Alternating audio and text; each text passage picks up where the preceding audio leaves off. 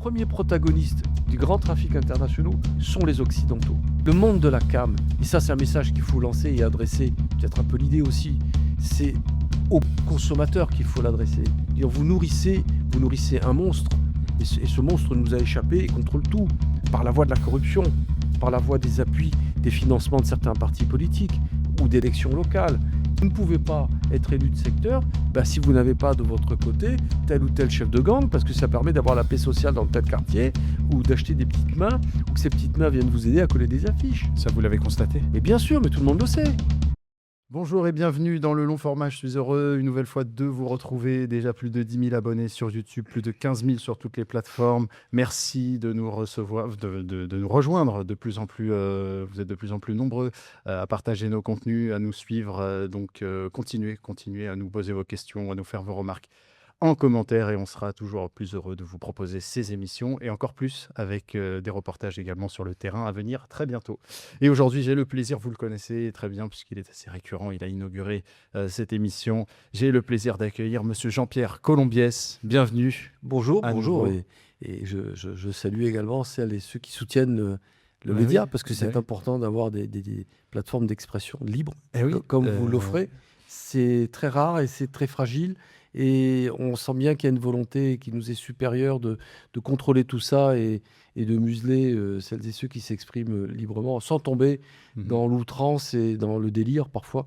Parce que c'est malheureusement aussi le travers d'avoir des espaces de liberté qui sans règles, parfois sans éthique. Ça peut être très contre-productif. Donc c'est à nous aussi d'essayer de participer. Il y a beaucoup de choses. Et c'est aussi une occasion de rendre la responsabilité aux spectateurs, en leur disant à vous de choisir. Et de croiser des informations, de les vérifier, de pas simplement gober, avaler tout ce qu'on vous balance de droite et de gauche. Mais voilà, il faut avoir la lucidité, le discernement lorsqu'on apprend une information, de la croiser, de la consolider, et pour ne pas être une victime de propagande et de fake news. Les sources, et je trouve la démarche justement de ces médias indépendants, dont on fait partie, assez intéressante dans le sens où, dans une société où on passe notre temps à infantiliser les gens, leur dire, l'époque du Covid, de leur dire vous devez faire ça, vous devez aller là, vous devez vous comporter comme ça ou comme ça, c'est important justement de rendre la responsabilité aux spectateurs.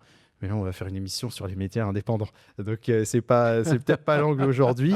Et l'angle, pour être plus précis aujourd'hui, c'est votre nouveau livre, donc La face obscure de la police. Ça reste lié à ce qu'on vient d'évoquer aussi. Parce que ça s'articule. Par le jeu des chiffres, par le jeu de l'apparence. Et bon, je ne vais pas, moi, lancer le débat. Je vais répondre aux questions. Mais tout est lié. Oui, tout s'articule dans notre société. On va le comprendre dans notre émission. Je le rappelle, édité par Max Milo. Tout à fait. Et donc, La face obscure de la police. Alors, avant toute chose, question assez simple. Qu'est-ce qui a motivé l'écriture de ce livre ? Bon, plein de choses, beaucoup de choses. D'abord, j'ai toujours aimé écrire sans ambition d'être édité ou simplement de faire passer des messages. C'est le plaisir d'écrire au départ, du théâtre, notamment des pièces de théâtre. Et puis, moi, je suis un passionné d'histoire et d'analyse sociologique, politique. Et au fur et à mesure de mon parcours, ou plutôt au terme de mon parcours, je me suis dit, il faut peut-être raconter ce que tu as vécu, ce que tu as fait, que tu expliques de la façon la plus pédagogique possible, ce qu'a été ton métier, ta vocation, et aussi d'en dévoiler la face obscure. Mais face obscure qui est également la mienne, on va être très clair, je ne suis pas là en moralisateur. Je n'ai pas l'ambition de faire la morale comme le font les politiciens trop souvent. Faites comme ci, faites ceci, faites cela. Surtout ne faites pas ce que je fais moi-même. Non. L'idée était vraiment de livrer un témoignage cash, vraiment à livre ouvert, c'est le cas de le dire, et de dire voilà, cette face obscure, c'est la face obscure de la police, ça a été la mienne, mais globalement, c'est celle de la société aussi. Parce que la police, l'institution police est composée de femmes et d'hommes qui ont leur fragilité, leur perversité dans certains cas, leur tort, leur profil, leur humanité. Et cette humanité, elle n'est pas blanche ou noire, elle est un petit peu entre les deux. Et de fait, quand on opère dans un espace comme les trafics de drogue, tout ce qui est commerce de ce type, commerce illégaux, de fait, on baigne dans un entre-deux. Et vous le décrivez bien justement dans ce livre. Vous faites plus de 15 ans au STUP. 10 ans, je fais 10 ans au STUP, 5 ans au Quai des Orfèvres et 5 ans au SRPJ de Marseille. Exactement, beaucoup de temps à Marseille, donc un port, lieu de transit. Effectivement, 15 ans de PJ à Marseille. Exactement, oui, 15 ans et de PJ à Marseille. Et donc, C'est marrant parce que c'est très exactement ce que vous venez de dire, c'est qu'on la limite entre la légalité et l'égalité, la manière dont un policier peut se comporter avec un indique ou la manière d'enquêter et d'opérer, elle est très compliquée. Enfin, c'est très compliqué de discerner de quand est-ce qu'on est dans le bon, quand est-ce qu'on est dans le mauvais. Et C'est très ténu, à la la différence frontière des est discours fragile. politiques où on nous dit ça c'est bien, ça c'est pas Oui, bien. mais c'est facile. Très Pour facile. un politicien d'être dans le yaka faucon, c'est Bien sûr. merveilleusement facile, Ouais. surtout quand vous avez autour de vous une armada de gens qui ne sont que des courtisans, des laquais, et qui s'agenouillent devant le ministre qui nécessairement n'a que de bonnes idées. Et le problème, il est là. Sur la couverture, je ne sais pas si vous la montrerez On va l'afficher. sur ouais. sur le média, elle représente un policier qui est menotté dans le dos. Et avec l'éditeur, c'était une concertation entre l'éditeur, que je remercie d'ailleurs, je remercie vraiment les éditions de Max Milo de m'avoir fait confiance, parce que c'est pas évident de publier ça, ce genre de document, parce que là, pour le coup, bon, je sors un petit peu quand même des sentiers battus, je suis pas là pour dire que tout est merveilleux dans la police ou tout est dégueulasse, entendons-nous bien, il y a des gens merveilleux qui travaillent dans cette institution, moi j'ai travaillé avec des gens formidables, et puis j'ai travaillé aussi avec des salauds. Donc ça, voilà, il faut Faut le dire. avoir l'honnêteté de le dire, de l'admettre, de l'assumer. Et donc, Max Milo m'a fait confiance, tant mieux. Et on a donc, pour revenir à la jaquette, elle représente donc un policier menotté dans le dos. Et ce policier menotté dans le dos a une double symbolique. C'est celle du policier qui a commis une faute. Et moi, je n'ai eu de cesse de le répéter. On l'a déjà certainement évoqué ensemble. Mais pendant les Gilets jaunes, j'étais porte-parole, et je suis toujours porte-parole d'une association de policiers indépendants. Je n'avais eu de cesse de rappeler aux uns et aux autres que leurs gestes, leurs actes sur le terrain, même si elle avait la validation, l'onction, la bénédiction du pouvoir politique, eh ben, si ce geste était illégal, ça finirait par leur être reproché individuellement. Et bien évidemment, l'histoire m'a donné raison, puisqu'on voit qu'il y a eu des procès, et il y a des procès, et il y aura encore des procès contre des policiers qui ont commis tout simplement ou des violences volontaires ou des fautes graves qui justifient leur mise en cause au niveau pénal. Donc ça, c'était vraiment pour dire, voilà, on vous a averti, sachez-le, c'est pas parce que vous avez un préfet comme Didier Lallemand qui vous dit, bon les gars, on n'est pas dans le même camp que les manifestants, que vous pouvez tout vous permettre. Ça, c'est la guerre. Ça, c'est quand on déclare la guerre au peuple. Or, la police n'a pas à déclarer la guerre au peuple. Voilà. Donc, c'était vraiment pour rappeler cette mise en cause, cette obligation, de discernement et de respect tout simplement du code pénal et de la loi. Et deuxième symbolique, c'est pour vraiment représenter l'emprisonnement de l'institution police dans le carcan politique, dans le carcan du discours politique, de la démagogie politique. Moi, le ras-le-bol que j'ai eu au bout de 34 ans, ras-le-bol, mais absolu, total, c'est de voir mon institution et de me voir, moi et mes copains, mes camarades, balloter entre des démagogies politiques, qu'elles soient de droite comme de gauche. On va être très clair. Et je vous remercie de me donner cette occasion de le dire et de le rappeler. Je n'appartiens à aucun courant politique.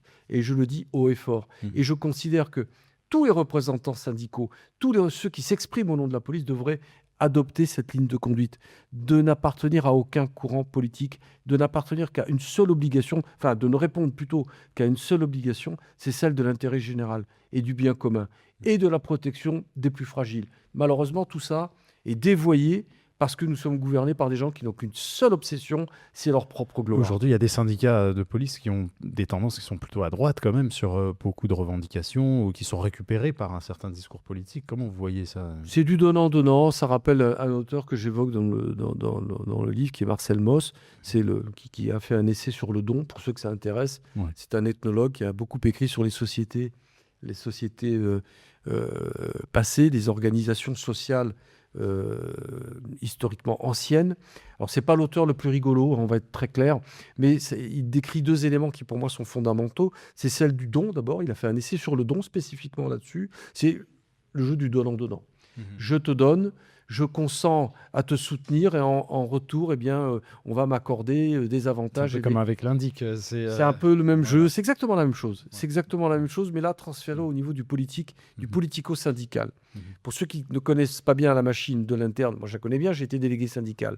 Donc, vous êtes tout le temps dans un rapport de dialogue et de négociation avec l'État, parce que les syndicats de police n'ont quasiment aucun pouvoir, à part celui de la négociation et de la compromission.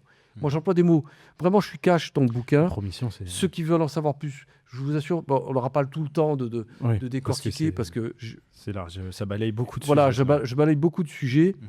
Mais ayant vécu ça de l'interne, je peux vous dire que contrairement à ce que croient certains esprits naïfs, ce ne sont pas les syndicats qui dirigent la boîte, ce ne sont pas les syndicats qui influencent le politicien, mais c'est plutôt la politique qui se sert de la versatilité de certains délégués syndicaux pour, je dirais, obtenir leur assentiment et leur soutien. Donc c'est vraiment du donnant-donnant, là, clairement. On le voit au travers de certaines fausses manifestations, j'assiste là-dessus, où on a des démonstrations dites de colère, mais qui ne servent qu'à donner une apparence de dialogue social un peu tendu, parce qu'il faut que le Pékin y croie. Il faut que l'opinion publique croie qu'il y a une force de négociation. Vous savez, les cocus de l'histoire, c'est navrant de le dire, mais ce sont les adhérents. Parce qu'au final, cette base où il y a des gens formidables, il ne faut pas croire qu'il n'y a que des fachos, que des racistes, que des types qui font un boulot avec une sorte d'hubris ou de volonté de faire du mal. Ce n'est pas vrai. Vous avez des gens qui croient à leur boulot, enfin du moins qui croyaient à leur boulot. Et vous avez malheureusement, de fait de cette déviance politique, de ce dialogue, eh bien, il y a une perte de sens totale du métier. Vous savez qu'on atteint aujourd'hui un niveau de démission jamais égalé. Jamais.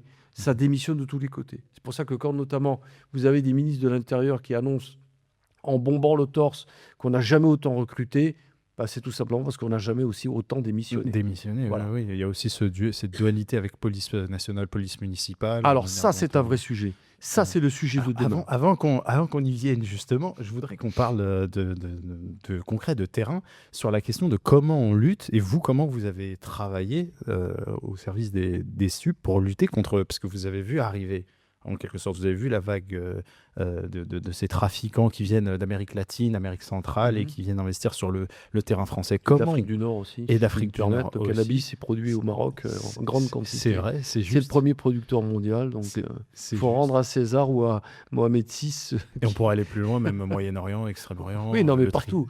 C'est internationalisé. Voilà, vous répondez déjà en partie un peu à la question. Je vais éviter de parler à vous spoliez, là. Mais en tout cas, et je vais vous laisser répondre. En tout cas, comment on fait, Jean-Pierre Colombiès, quand on est un policier de terrain et qu'on veut, qu'on veut faire son travail, en fin de compte? Alors, je vais répondre de façon très cash. D'accord. Je crois qu'on n'est pas là pour avoir la langue de bois. Il faut y aller. On fait semblant de lutter contre les stupes, globalement. Tout ce qu'on vous annonce, tout ce qu'on annonce à l'opinion publique comme plan de lutte contre les narcotrafics, contre les trafics, quels qu'ils soient, c'est du bidon. Voilà. Je résume de façon assez cash la situation actuelle. Pourquoi je vous dis ça? Pourquoi je dis ça comme ça, surtout? Je dis ça comme ça parce que, oui, pendant 10 ans, j'ai été au STUP à Paris et à Marseille. Et bien évidemment, il faut être lucide. Quand vous appartenez à ces unités-là, avec le peu de moyens dont vous disposez, vous bricolez. Vous bricolez, vous faites des petites affaires. Et ces petites affaires permettent uniquement au pouvoir politique, à la hiérarchie policière, de briller de façon totalement artificielle et superficielle au niveau des médias. On mesure sa propre activité, on n'influe nullement sur le trafic et les grandes orientations du trafic. Donc, on va répondre à la question de façon encore plus précise, tout simplement parce que les équilibres de certains pays ne sont maintenus que grâce au trafic. On sait très bien que si l'Amérique du Sud demain ne produisait plus de cocaïne, par exemple, eh bien c'est toute l'économie sud-américaine qui s'effondrerait.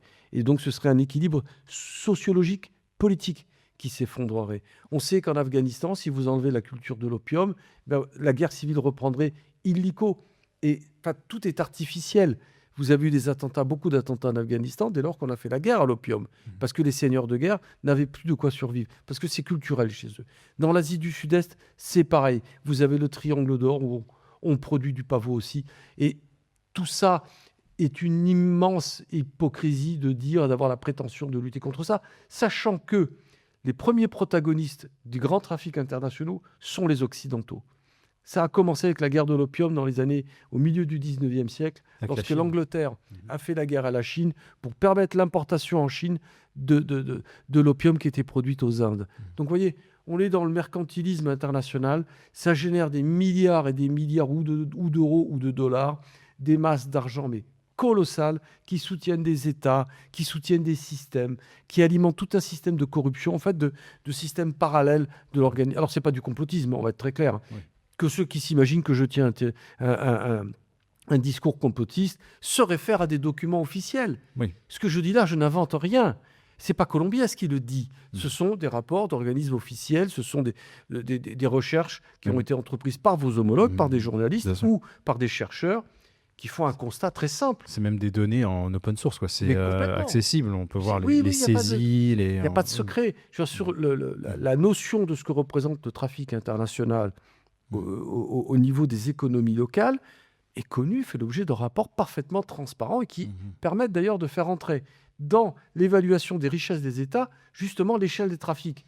Je veux dire, c'est pas là encore, c'est pas de la démago, Oui, bien sûr. c'est pas du complotisme. En c'est pas France, de on dire a admis d'insérer des chiffres de commerce illégaux type prostitution, trafic de subs, ce qui permet de dire à certains que la Seine-Saint-Denis est un des départements les plus riches de France. On en est là. On en est là. C'est lunaire. une réalité. Mhm. Sans aller plus loin, Mhm. sur un nouveau. Enfin, alors, pour clôturer sur le trafic des stupes, le sujet est immense, notamment sur ce qu'on provoque au niveau de simples agents dont j'ai fait partie. J'étais inspecteur, je travaillais avec des enquêteurs, je travaillais avec beaucoup de policiers de tout grade, ce qui nous pousse à la compromission. Parce que vous avez, vous, à votre niveau de petit policier, une obligation de résultat. Mais cette obligation de résultat vous contraint à être en relation avec quoi? Avec des dealers. Les indiques qu'ont les policiers, c'est pas au monastère du coin, d'accord? C'est pas à la paroisse locale qu'on va récupérer des indiques. Non, c'est avec la racaille, c'est avec les voyous, c'est avec les délinquants. C'est eux qui sont vos interlocuteurs privilégiés. C'est eux qui détiennent l'information dont vous, policiers, vous avez besoin pour arrêter. J'ai même pas envie de dire empêcher de nuire, parce que dès lors que vous arrêtez un leader de trafic, tout simplement, vous rendez service à son concurrent. C'est un équilibre qui est totalement vicieux, pernicieux. Le monde de la cam, et ça c'est un message qu'il faut lancer et adresser, peut-être un peu l'idée aussi, c'est aux consommateurs qu'il faut l'adresser. Dire, vous nourrissez un monstre, et ce monstre nous a échappé et contrôle tout, par la voie de la corruption, par la voie des appuis, des financements de certains partis politiques ou d'élections locales. Je veux dire, tout ça est pernicieux et réel. Vous pensez à des politiques en particulier, des Je pense à partis beaucoup de politiques de tout parti. Alors là, qui on va seraient être très clair. financés Mais bien sûr, il y a des secteurs en France, on ne va pas les stigmatiser l'un plus que l'autre. Vous ne pouvez pas être élu de secteur si vous n'avez pas de votre côté tel ou tel chef de gang, parce que ça permet d'avoir la paix sociale dans tel quartier, ou d'acheter des petites mains, ou que ces petites mains viennent vous aider à coller des affiches. Ça, vous l'avez constaté? Mais bien sûr, mais tout le monde le sait. C'est un secret de polichinelle. Il y a des villes où vous ne pouvez pas être maire si vous n'avez pas les gangs avec vous. Et là encore, par pitié, je vous recommande un livre qu'on a peut-être déjà évoqué, qui est La Fabrique du monstre, qui a été écrit par un de vos collègues, un journaliste de l'Humanité, il ne faut pas le taxer de quoi que ce soit, qui a écrit ce très très bon bouquin sur l'économie souterraine à Marseille. Et l'influence des milieux de délinquance, de criminels à Marseille. C'est édifiant. Il a d'ailleurs reçu le prix Albert Londres pour son bouquin. Donc, ce sont des sources.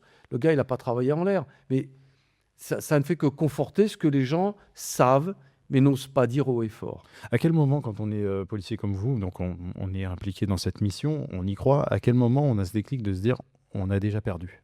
Quand on lit des livres. Mais sur le terrain, je veux dire, non, mais on ne se pose pas la question. Non, à un moment donné, si le politique baigne aussi là-dedans, ceux qui pensent...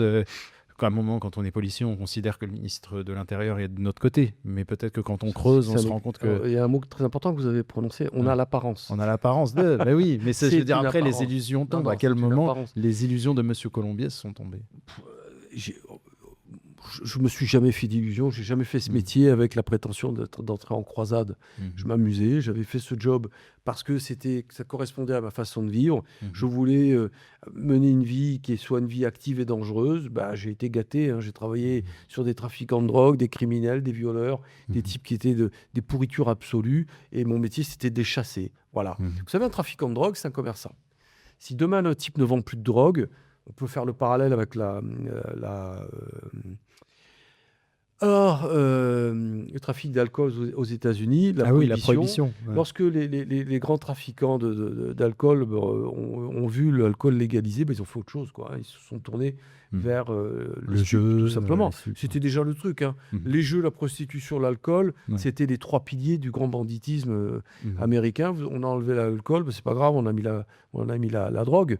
Et on l'a mis d'autant plus facilement que la drogue, les produits stupéfiants, les produits dopants, qui ne portaient pas les mêmes noms à l'époque, étaient, je dirais, promus par les États qui voulaient une société de la performance.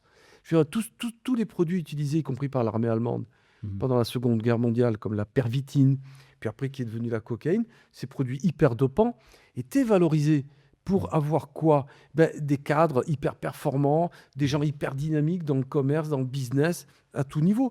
Et lorsque vous mettez en place un système économique ultra-libéral, qui est donc ultra performatif et ultra individualiste, eh bien vous obtenez une société d'individus, hommes ou femmes du reste, eh bien, qui se tournent vers les produits ultra stimulants pour être les meilleurs. Et ça donne la société dans laquelle Et ça on donne vit, la société dans malade, laquelle on vit. Donc de fait, vous êtes confronté à une société, totalement anxiogène, par la dilution, par la propagation d'une propagande d'État manipulée. Rien n'est laissé au hasard. Rien. Quand vous avez un président qui harcèle les médias, plutôt qui spolie les médias en permanence par un discours anxiogène. Nous sommes en guerre, répété 5 ou 6 fois dans le même discours. Et puis après, avec des messages, attention, vous allez contaminer votre grand-père qui va mourir à cause de vous. C'est culpabilisant. Puis après, vous avez la guerre, l'Ukraine. On a fait croire à l'opinion publique que les chars étaient à 2 heures de route de Paris. Mais enfin, du délire. Oui. Mais ce délire crée la peur. Cette peur vous permet de manipuler les masses. Tout simplement. Là, je renvoie à Hannah Arendt, qui décrit merveilleusement ce processus dans la construction totalitaire et dans ses livres sur la réflexion, justement, la montée des systèmes de ce contrôle. Mais ce n'est pas nouveau. Goebbels faisait la même chose. Goebbels avait compris qu'en martelant l'opinion publique, déjà par des jeux, par une multitude d'informations complètement légères. Alors, la programmation des émissions de divertissement, complètement débile. Et puis, par ailleurs, une multiplication d'informations anxiogènes. Bien sûr. Là, vous arrivez à une société que vous manipulez le plus merveilleusement du monde.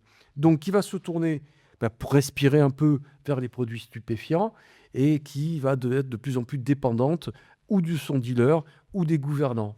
Donc vous, en tant que flic, pour répondre plus simplement encore à la question, si vous y croyez, tant pis pour vous, j'ai envie de vous dire. C'est peut-être aussi les premières victimes, parce qu'on envoie un policier justement au front dans une lutte qui est, comme vous dites, déjà perdue, et avec derrière lui aucun soutien. Non, aucun soutien politique et une exposition à la corruption, mais massive. Et aussi une exposition vis-à-vis de la société et des citoyens, parce que l'image du policier est de plus en plus... Alors, oui et non. Elle a été d'autant plus dégradée ces dernières années parce qu'on a utilisé les forces de police de façon très violente contre les Gilets jaunes et durant la réforme des retraites, en connaissance de cause. Les gens se sont dit « Ah mon Dieu, mais pourquoi, comment ?» Non, c'est une mécanique parfaitement huilée de répression des masses qui viennent manifester pour leur beefsteak. On n'avait pas des révolutionnaires ni un anarcho je ne sais trop quoi. On avait des gens qui venaient manifester pour leur beefsteak parce qu'ils ne voulaient pas perdre leur niveau de vie. Là, on se demande aujourd'hui pourquoi il n'y a pas de nouvelles manifestations, pourquoi il n'y a pas de renaissance, de résurrection des Gilets jaunes. Tout simplement parce qu'ils en ont pris plein la gueule.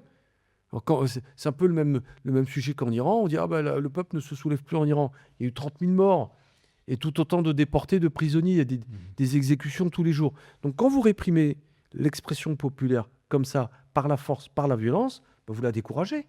C'est QFD.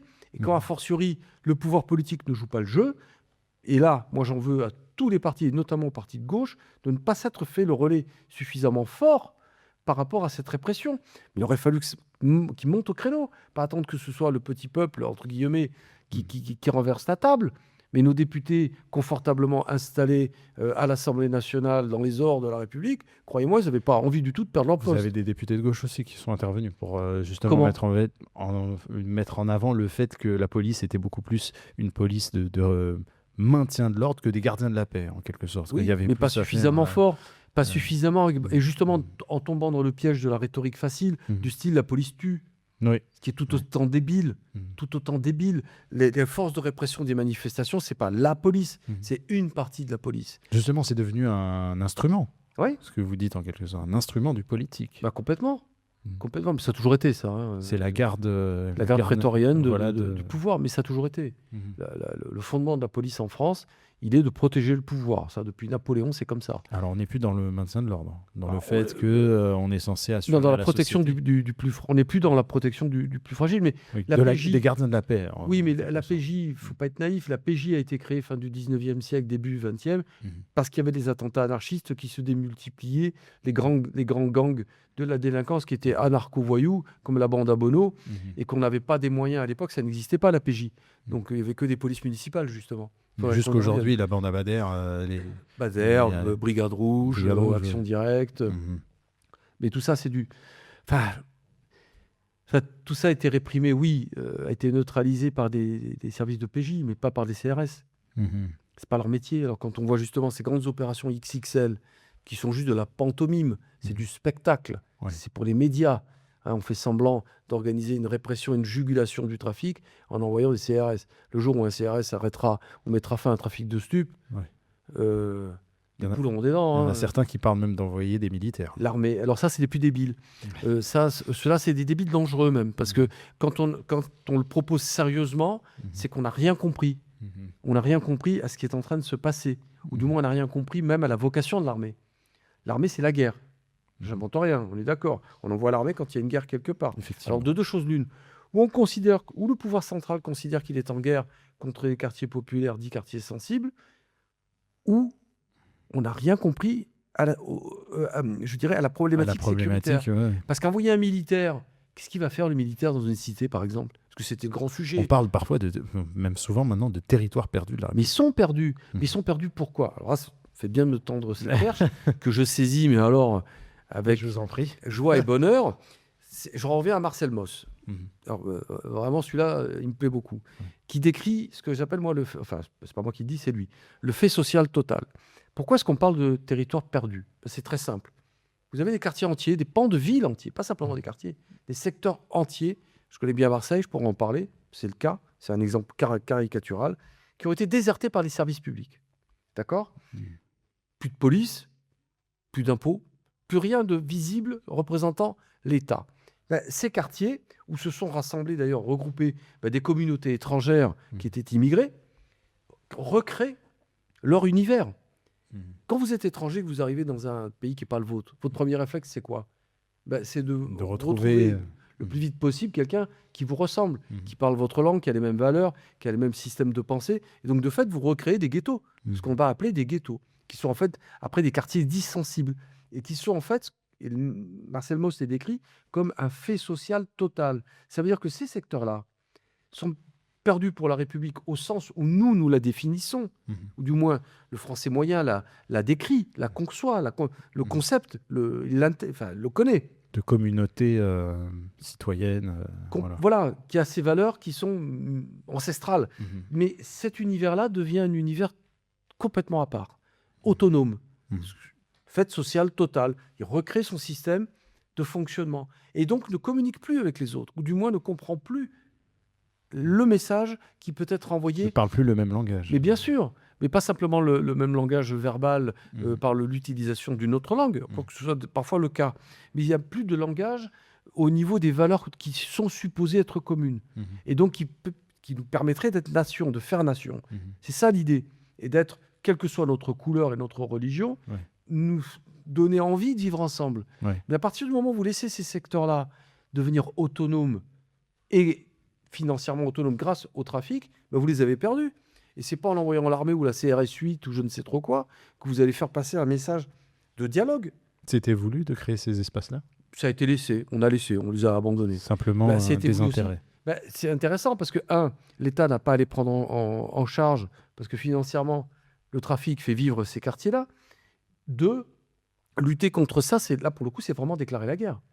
Et puis ça permet, on les met de côté et ils fournissent accessoirement une main-d'œuvre très bon marché. Parce qu'à un moment donné, soit vous vendez de la cam et tous ne vendent pas de la cam. Heureusement, j'en viens de ces quartiers. J'ai grandi moi, dans ces quartiers. Tout le monde ne vend pas la cam là-dedans. Mais comme vous êtes dissocié d'une structure d'État classique, eh bien, vous êtes sous-éduqué, entre guillemets. C'est-à-dire que vous n'avez pas accès. L'ascenseur social a été coupé à ce niveau-là. Donc ça fournit toute une main-d'œuvre qui est très bon marché et que d'ailleurs les partis de gauche dénonçaient il y a très longtemps. Moi, je renvoie toujours au discours de Georges Marchais, qui disait, attention, le fait de faire venir en masse une immigration qui n'est pas adaptée, ou du moins qui n'a pas la capacité à s'adapter au système français classique, vous allez en faire un sous-prolétariat qui va casser la dynamique du prolétariat déjà en place, qui pourra difficilement revendiquer la revalorisation de son niveau de vie, parce que justement, le patron pourra dire, non mais attends, si t'es pas content, c'est pas grave, il y a quelqu'un qui vient d'arriver, qui parle peut-être pas français, je vais vite lui apprendre comment ça fonctionne, et il te remplacera à bon marché. Une armée de réserve du capital. Absolument, totalement. qui va nourrir justement les usines ou alors qui va simplement euh, jouer en fait à l'épouvantail pour tout ce qu'il y a de lutte, on va dire sérieuse. Et Oui, on va agiter cette problématique. Mais justement, ce que vous dites, finalement, ça ressemble beaucoup à un discours de droite, ou de droite type RN, on pourrait dire, dans le sens où il y a ce problème de gestion de l'immigration. Et quelque part, le fait que ce soit la droite qui s'en empare, ça devient un problème dans lequel on ne peut plus rentrer, on ne peut c'est plus ça. Ça questionner. casse le dialogue. Ça Voilà. empêche d'exposer Est-ce que le problème. le risque, justement, ne serait pas juste d'être dans cette société que l'ancien ministre Collomb désignait comme étant une société où on vit face à face Oui, et de complètement. provoquer cette guerre civile, en fin de compte? Ah, mais complètement. Tu vois que Gérard Collomb, qui pour moi était un honnête homme, n'était pas fait pour ce métier, hein. Il était Il a pas eu le fait. mérite de dire les choses. Il a eu le mérite de dire les choses. Je pense à mon avis, quand il a débarqué là-dedans, je me mets à sa place, hein. Professeur de philosophie, vous débarquez au ministère de l'Intérieur, c'est Alien, hein. Ouais. C'est E.T., hein, qui tombe dans un milieu qui n'est pas le sien, Ouais. ou c'est un sac de crabe, hein, le ministère de l'Intérieur. Faut pas se, faut Que pas vous se avez leurrer. côtoyé. Bien sûr, non mais il n'était pas du tout fait pour ça, mais il a eu cette lucidité, cette capacité de dire à un moment donné. Il l'a pas dit avec ces mots-là, mais il l'a dit quand il a dit qu'il voulait partir. Mais où je suis tombé, quoi. Donc dans quel piège on m'a Ouais. fait tomber? Parce que là, c'est macronien encore, c'est machiavélique. Vous nommez à un poste très particulier quelqu'un qui est pas du tout fait pour ça. Ben, vous savez que ça va capoter Ouais. et Et que vous ça va savez que vous permettre aux pourrez. petites mains, à une sorte de techno-dictature, Ouais. eh ben, de régner. Il n'y a pas de hasard. Il n'y a pas de hasard. Quand un petit tyran comme Emmanuel Macron nomme des petits tyrannos, je vous renvoie au discours de la servitude de la Boétie, De qui la décrit Boétie. très bien ce système-là, eh bien, vous êtes un tyran, vous voulez gouverner. Alors bon, un petit tyran, hein, parce que Macron, c'est pas non plus Mussolini, hein. Eh ben, vous vous entourez de courtisans, de laquais, de valets, et puis à la tête des ministères, vous mettez des gens qui vous sont entièrement redevables. Retour à la notion du don, qui vous doivent tout. Donc, Ouais. Gérard Collomb étant nommé ministre d'État, Castaner ministre de je ne sais plus trop quoi, ces gens-là Castaner, vous doivent ministre tout. de l'Intérieur. Castaner. Après Collomb. Ouais, ouais. Il est nommé après Collomb. Mais vous vous dites, mais c'est pas possible. Comment on peut nommer des types pareils, quoi? Pendant les Gilets jaunes, d'ailleurs, Castaner. Oui, tout à On fait, a oui. retrouvé en boîte de Tout à nuit. fait. Mais pendant- le premier responsable de tout ça, c'est pas lui. C'est c'est- préfet de police de. Non plus. Mhm. C'est celui qui ont nommé. C'est ceux qui ont nommé ces gens-là. Bien sûr. C'est eux qu'il faut mettre devant leurs responsabilités. Et quand je vois des plateaux de télé où on dit « Ah oui, mais c'est vrai, un tel a transgressé. Les CRS machin, là, on va les juger pour violence volontaire. » Non, mais attendant, et ça, je l'ai dit sur des plateaux mainstream, j'ai mis, ils sont où les donneurs d'ordre? Ils sont où? Parce que les CRS qui ont cassé la tête aux manifestants dans le McDonald's, ils faisaient rien de méchant, ces mecs-là, hein. Ils bouffaient un McDo, hein. Donc les CRS rentrent, blam, ils en prennent plein la gueule, les gilets jaunes. Mais moi, c'est pas eux que j'aurais mis simplement à la barre des responsables. C'est leur chef d'unité, et puis leur directeur, et puis le préfet, et puis le ministre. Et au final, le Premier ministre, Édouard Philippe, de l'époque. Parce que ces images-là étaient vues et analysées par tout le monde. Il ne faut pas être... Là encore, sortir de l'idée du complotiste à 2 francs 6 sous. Ce n'est pas des images qu'on a cachées. À partir du moment où ça arrive dans les médias, c'est que déjà ça a passé. Mais bien sûr, ça passait tous les filtres. Donc on ne peut pas dire après, oui, nous prendrons toutes les mesures. C'est prendre la posture du ministre responsable. Nous ferons respecter la loi, ce comportement est inadmissible. Non, non, camarade. C'est pas que ce comportement est inadmissible. Ce comportement est possible dès lors que l'autorité de tutelle, l'autorité la plus haute, à savoir l'autorité politique, a donné son blanc-seing et qu'elle a validé par son discours une attitude comme celle-là. C'est pour ça que l'agent de base commet une erreur. C'est ce que je rappelais dans mes interventions sur la responsabilité individuelle, mais il n'est que la partie visible de toute une chaîne hiérarchique qui apporte sa caution à ce type de C'est comportement. intéressant parce que dans votre livre, justement, vous parlez du fait que la hiérarchie a peur parfois de certains écarts, de certains comportements, certaines actions sur le terrain, en ce qui concerne par exemple la manière de lutter contre les stupes. Comment se fait-il que justement sur certaines thématiques, quand on parle de manifestations, de répression de manifestations, on a l'impression qu'ils sont moins frileux Parce que c'est visible, parce que dans les manifestations, vous avez des caméras partout, le téléphone a tout changé, hein. Justement, tout se voit, donc vous pouvez difficilement tout cautionner. Alors vous faites semblant d'être victime de violence vous-même. Regardez, c'est pas la faute des policiers. Vous avez ces affreux Black Blocs qui attaquent tout le monde, qui commettent des violences pendant des heures. Dans quel pays Quelle dictature?